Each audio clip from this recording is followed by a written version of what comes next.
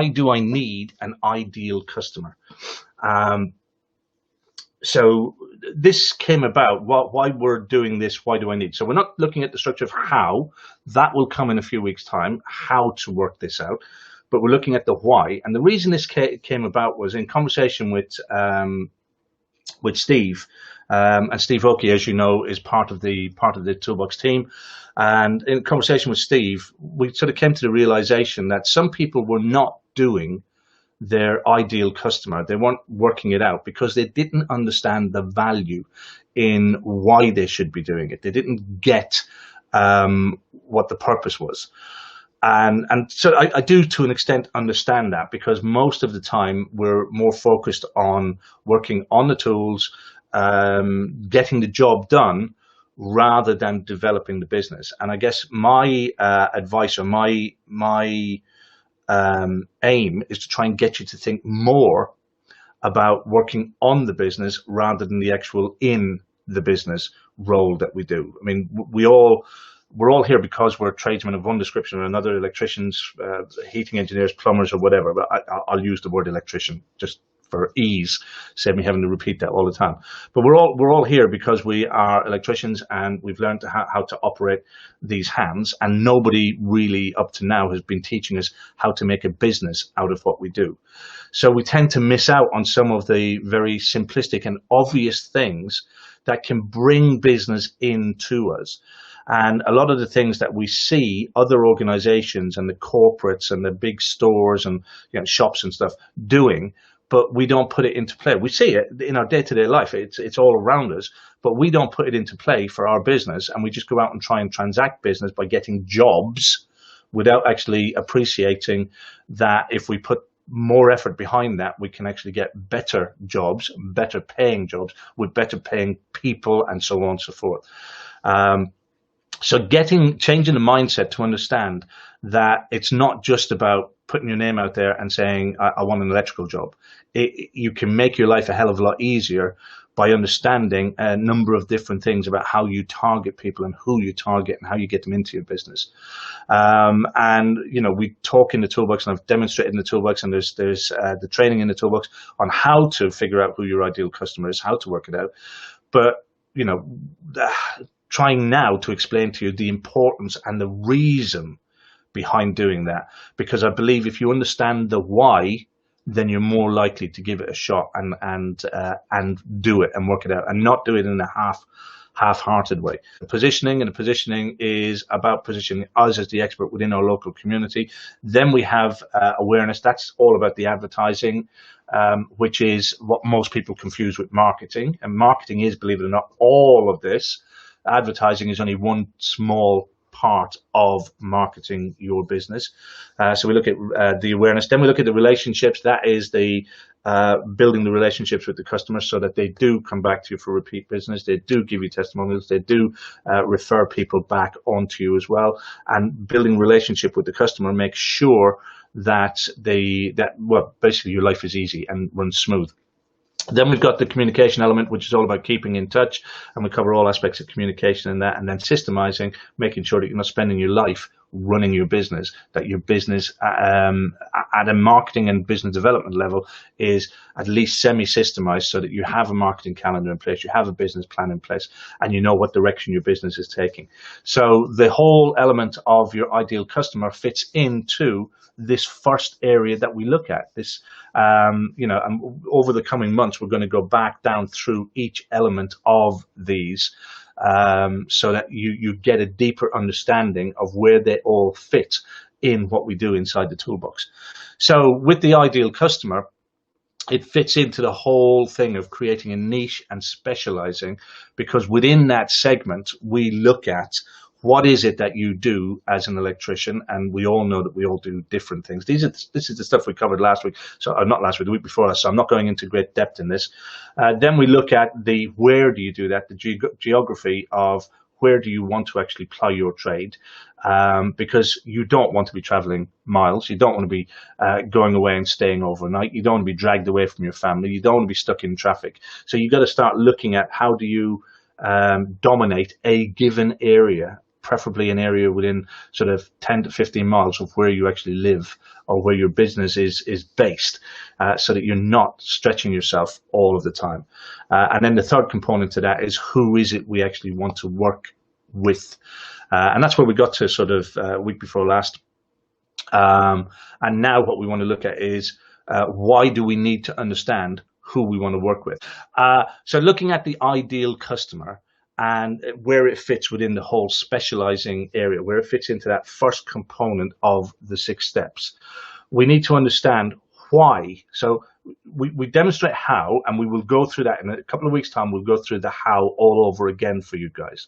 But we need to understand why you need to have, or you need to segment and understand who your ideal customer is. And there are distinctly 3 areas that we look at. One is the understanding who you want to work for helps you to target that individual. Now, during the challenge, we look at it from one specific angle. So during the challenge, we were talking about Facebook. So everything was centered around Facebook. But the whole point of understanding your ideal customer is not, the targeting element is not just based on one thing. It's not just based on Facebook. It's not just based on Google. We've got to look at it from an offline and an online perspective. So when you have mapped out and understand who your ideal customer is, you'll know where they actually hang out. And what do we mean by where they hang out? Well, you know, depending on who your ideal customer is, do they visit local gymnasiums? Are they involved in clubs, karate clubs, tennis clubs, golf clubs, rugby clubs, cricket clubs? Do they have children that go to nursery schools? What supermarkets do they actually shop in? What local shops are they visiting? So all of these things, when you understand who your ideal customer is, will help you to understand, excuse me, will help you to understand where you actually place your promotions and where you place your advertisements. There's only a few examples here on screen, but there's a huge amount of places within your local community where your ideal customer goes, visits, shops, works, whatever the thing that they're doing there, they're doing it within your local community. And these things, for the most part, go untapped. And by the way, there's a lot of places they don't go as well. And this is the really good reason for understanding who your ideal customer is. Because, you know, if somebody says to you, oh, you know what, gyms are a great place to advertise. And you go, right, okay, I'll stick an ad up in a gym, and you pay 100 quid or whatever it is to have it there for the month. Then you discover that you're not getting anything out of it, but your mate Billy, the gas engineer, was getting a great lot out of it. Why? Well, because his ideal customer go to the gym and your ideal customer don't go to the gym. Or you're getting the wrong kind of business from it. You know, everybody that calls is a pain in the arse. Why? Because they're not your ideal customer. So by understanding who your ideal customer is, you understand where you can start targeting your marketing. You can start it within your local community. But you also then, by understanding who they are, you also, from a targeting point of view, get to know what is it that they're reading, what kind of material are they absorbing. And again, we're looking at local targeting. So are they reading things like the local free newspaper?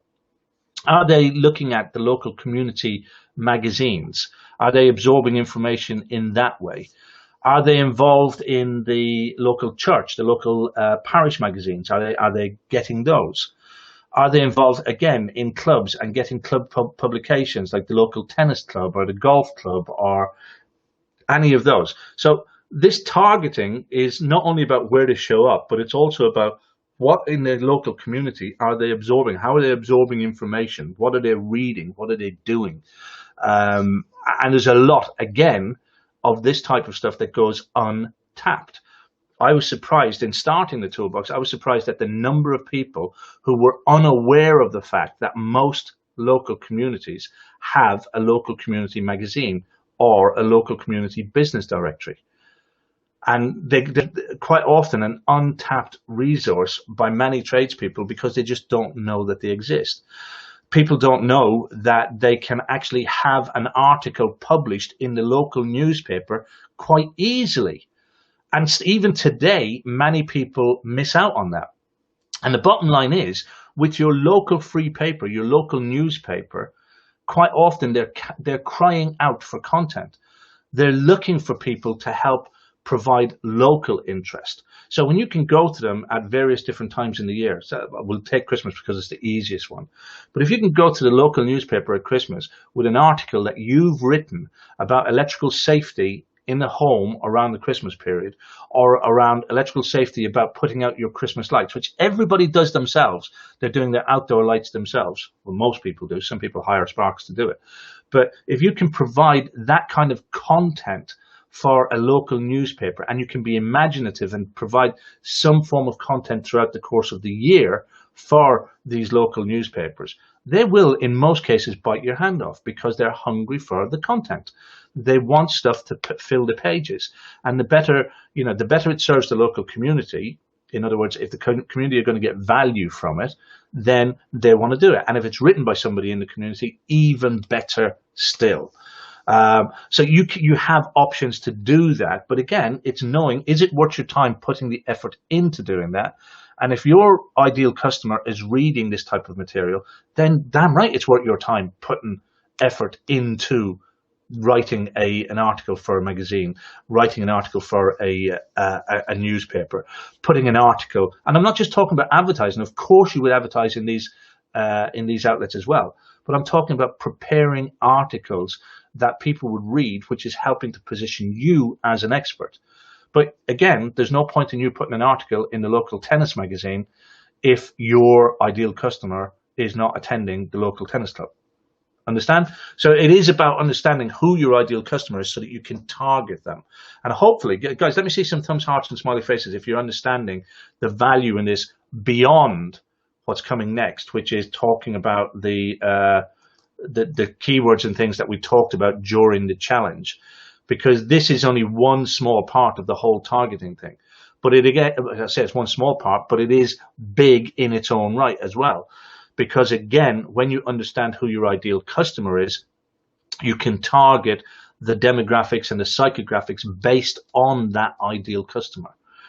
And you can do that across platforms. It's not just on Facebook, which is, obviously because of the recent challenge and that's going to be foremost in people's minds. But keywords on your website, the keywords for Google search, for Facebook advertising, for hashtagging on Twitter and the likes of Instagram as well. So hopefully that helps you to understand, as far as targeting is concerned, why we need to drill down and understand who our ideal customer is. The next thing that it helps with, I said there was 3 particular areas. The next thing that it helps with is communication. Because when you understand who your ideal customer is, then it makes your communication with them a hell of a lot easier. And many of us will know and understand and have had issues with customers for various different reasons in terms of communication, whether they didn't fully understand what it was you were doing, whether they didn't fully understand why they were charged extra for something, whatever the reason is. We've all, at some point or another, I'm just having a slurp of my tea, we've all, at some point or another, had communication issues with our customers, with our ideal customers. And that all comes about by not understanding a number of different things about them.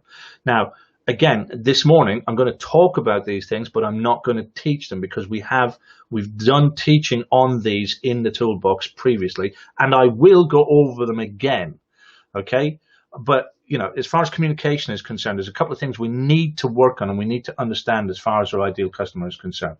First of all, we need to appreciate and understand that there are 4 distinct different communication styles that different people fit into. It doesn't matter who you are or who your customer is.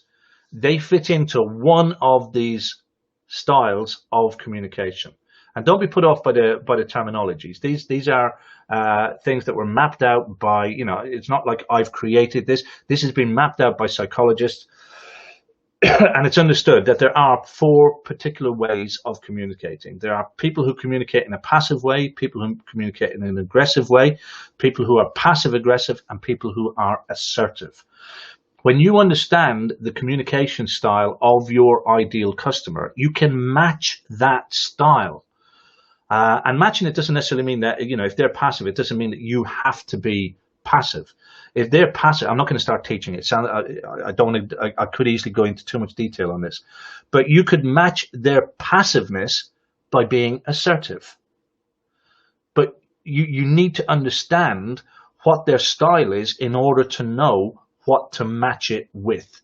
So again, given that this morning is about understanding why you need to work out who your ideal customer is, would you agree that if you understand how they communicate, then it's going to make it a lot easier for you to match them with that communication?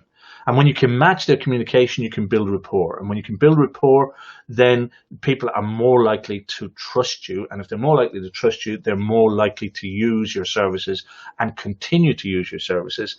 But also, there's less likely to be ambiguity and confusion, which leads us on to the next part of the being able to communicate with them, is understanding their learning style. Now, you'll ask, why is it important to understand a customer's learning style? We know that there are three, again, distinct. Some people would say that there's four, but I tend to like to work with the three, which is visual, auditory, and kinesthetic. And in very simple terms, those who are visual like to see things, those who are auditory like to hear things, and those who are kinesthetic like to feel or touch or be involved in things. Okay, so these are learning styles that you would normally they're normally dealt with when you're talking about training programs, training courses, and that. But why is it important as far as your ideal customer is concerned? Well, most of your communication in the early stages of working with a customer is getting them to understand what it is you do and how it is you do it. Whether that is understanding how your business operates or how your business works, down to understanding the particular project that they are booking you to do. So I'll give you a simple example. Let's say you're asked to go and do a rewire, and you've mapped out and you understand that your ideal customer is, let's say, I'll pick one off the board. Let's say they're kinesthetic in their learning style. Okay, so now you go along and you're going to do the visit for the quote. When you talk to the person about the quote, then by communicating them with a kinesthetic way, they are more likely to be drawn to you because you're making sense to them. Hopefully I'm going to make sense to you in a minute.